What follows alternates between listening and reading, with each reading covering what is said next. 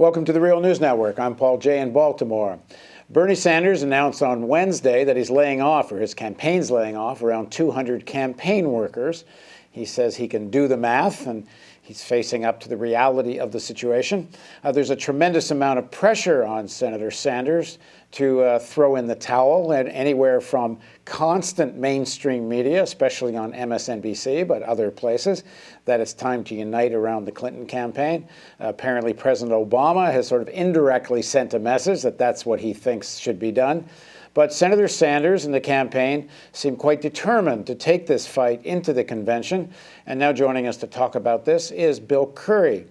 Bill joins us from Farmington, Connecticut. He was a White House counselor to President Clinton, and he tells me that means he advised and wrote speeches for President Clinton. He's a two-time Democratic nominee for governor of Connecticut, and he's at work on a book about President Obama and the politics of populism. Thanks for joining us, Bill. My pleasure. So before we get into what you think Senator Sanders should be doing, talk a little bit about the kind of pressure that's being put on him right now. Well, it's the usual thing within a party, and within a party in which there's a broad consensus about objectives. It's usually a pretty easy thing. A campaign winds up, one person gets more votes, and another person takes a few days or weeks to nurse their hurt feelings, and then they try to get together and win one for the Gipper. This is different, and whatever you hear on MSNBC or elsewhere,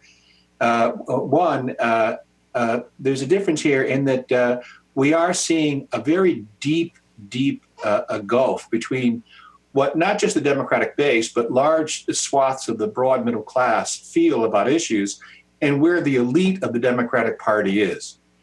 And so it's not just a question of Bernie Sanders getting over it and his volunteers pitching in for Hillary. It's the realization that on globalization and trade and on universal health care and on the corruption of the democracy and on foreign military interventionism, on public education, on a broad range, climate change, on a broad range of the most important issues, there are profound differences. When Clinton says that she got over her issues with Barack and jumped on board, they didn't have many differences. This wasn't a party divided except by personality in 2008. In 2016, we're really seeing, I think, the beginning of a longer, of a fissure and possibly a real insurrection. Just as in the Republican Party, we saw an insurrection beginning in 2009, 2010 by the Tea Party. For Democrats, we didn't go through that. And the irony is the Republican base really didn't have that much differences with the Republican leadership. Their biggest complaint was about the leaders was their failure to capture and imprison the tyrant Obama. On the Democratic side, the issue differences are much deeper between the base and the elites. Yeah, but there was never an insurrection. And now it's finally coming. And so you have two things here. You have Hillary wanting to unite the party, but at the same time, a deep difference within the party. And it's going to make this this will play out very differently as a result. Yeah, if you look at the difference, certainly to even say there's a billionaire class is a fairly radical notion in American mainstream politics.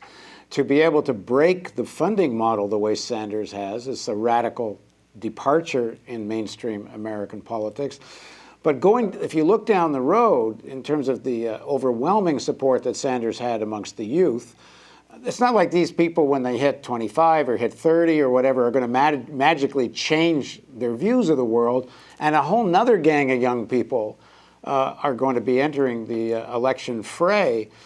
Looking down the road, this idea of an insurrection and perhaps even a split in the Democratic Party, because it's I've always thought the Democratic Party and the Republican Party, for that matter, they're kind of like united fronts of different sections and segments of the society, different classes, if you will. And the elites that control the machine, and to a large extent that means Wall Street, sections of Wall Street, they always lead. And in fact, I once asked a trade unionist that advised the steelworkers, I should say a political consultant that advised the steelworkers, why do you always cede leadership essentially to Wall Street and the corporate Democrats? And they kind of shrugged and said, well, that's where the cash is. But Sanders has broken the model, and as more and more young people enter the fray, and you use the word insurrection, 4 years, 8 years, you could see a real split in the Democratic Party. And I've never seen, certainly in Connecticut, the Sanders people got up the next day having lost a narrow fight here. But I've never seen people come out of a campaign just popping up the next morning and saying, what's next? The sense that they are both a presidential campaign and an ongoing movement has been part of the dual identity of this from the very first. I wrote, before Bernie got in, when there was a draft Warren movement going on, I wrote for Salon, where I do my political column, that in fact, presidential campaigns, joining up a presidential campaign is like running away to join the circus, and building a movement's like staying home to do your chores. And it's a longer, delayed gratification kind of exercise. But in the end, it's more important. One of the things we've seen here is the implosion of the left. It's been going on for a generation. But the Sanders campaign has really demonstrated how the institutional left in Washington has turned its own grassroots base into a mailing list. All the great progress we made from the women's movement, the consumer movement, the environmental movement, the peace movement, the civil rights movement, it was always an independent, progressive movement putting pressure on both political parties, finding more friends among Democrats, but putting pressure on both parties. And it was actually better for the movements and for the Democratic Party, because that pressure was needed to force the party to stand up for its own values.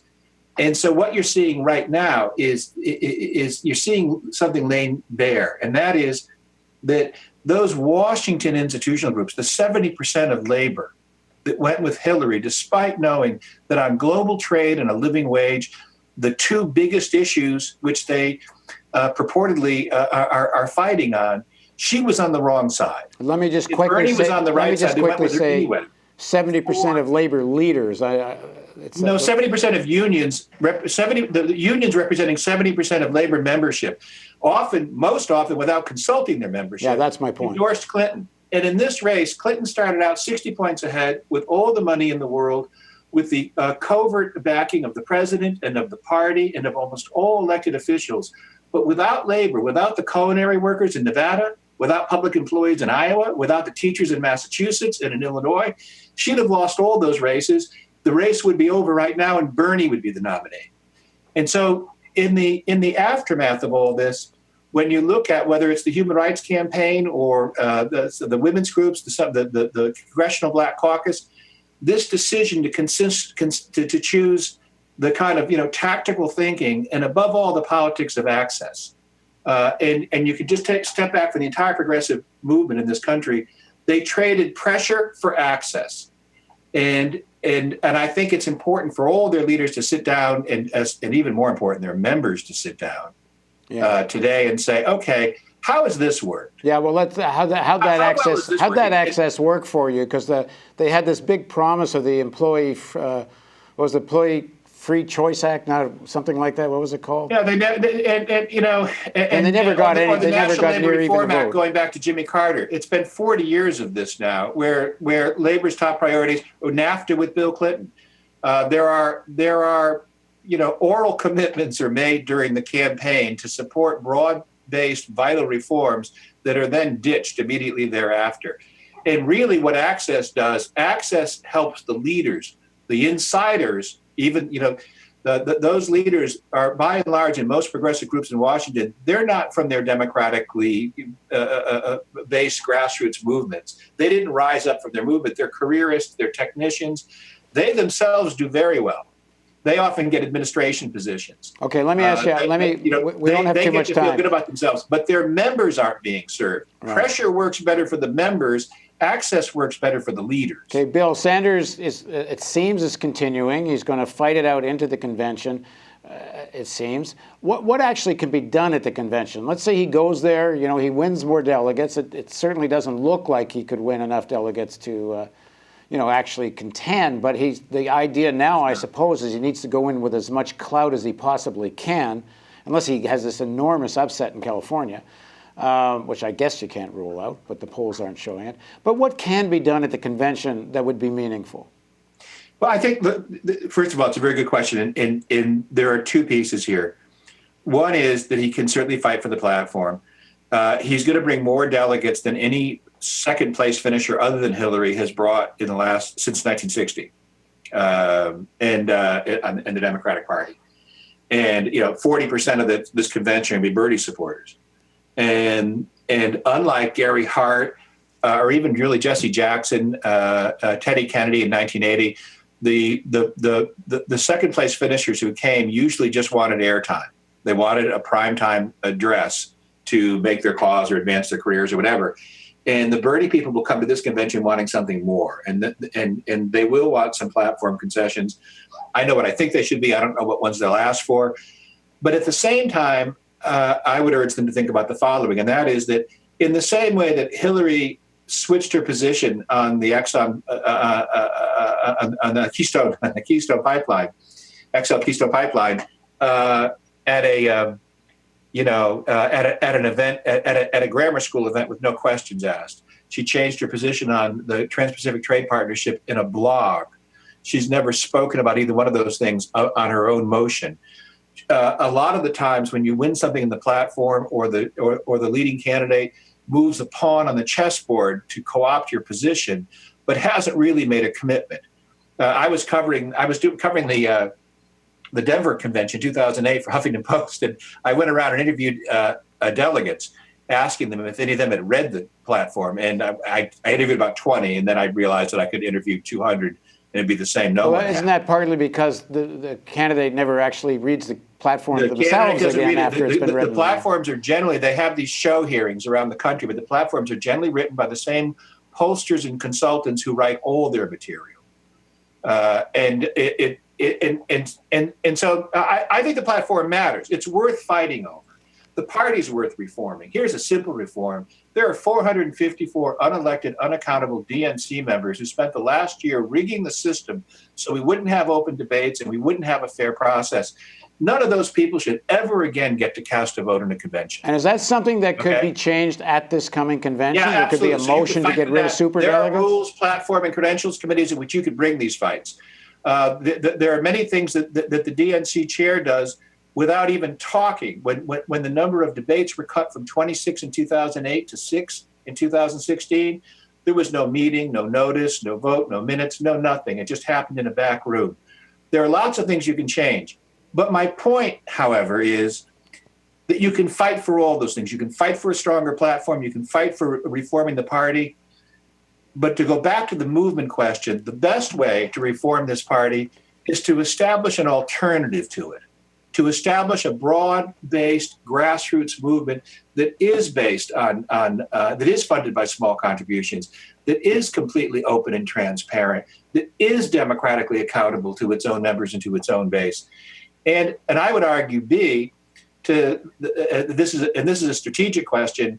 I think the Tea Party model is the model, not their politics, not their tone, not their extremism, not all their AstroTurf stuff, but the idea that you have to make a choice between an independent model, a Green Party independent race, or the model of the Tea Party, which is that you maintain your independence, but you start going after these people. The Tea Party primaried or chased out of office 40 to 60 Republicans. In 4 years, they took over the United States House of Representatives and became the largest and loudest voice in the United States Senate. Progressives would give their eye teeth to have half that credit. In all that time, only one Democrat got primaried. It happened to be here in Connecticut, Joe Lieberman. He begged for it and was primaried in 2006 over Iraq. There's been no challenge to the institutional leadership of the Democratic Party, which is old, which has been around held on to power for decades and decades. There is no fresh blood. There is no fresh thinking. I think that the model here is an independent progressive movement that seeks greater influence in the Democratic Party and doesn't simply make apologies for wayward Democrats, but challenges them. And if that becomes all-out war with the corporate leadership of the Democratic Party, then maybe at some point there's a split, and that's how a third party actually comes into being. Again, I'm not a great believer in third parties in American politics. The way the system is set up, the way the Constitution, the states, all of it makes it very, very hard. And I'd rather have the Republicans break up into two parties over Trump. It's very hard to imagine a party in which African Americans and Hispanics and progressives of various among the white middle class. It's hard to imagine them all in the same party. We've just gone through some very strange and challenging divisions, and you can see them in this race. In my view, again, I watch what the Tea Party did, and it just I feel sometimes as if all my own progressive allies are a little blind about this. They just took over one of the two major parties. They've debased it. They've let it down. Well, it may lead to a fracturing of the party, it may in the end, and you don't know where it will go. But to allow, Chuck Schumer is elected Senate Majority Leader, all but elected, without even so much as a voice vote, just a consensus without even a contest.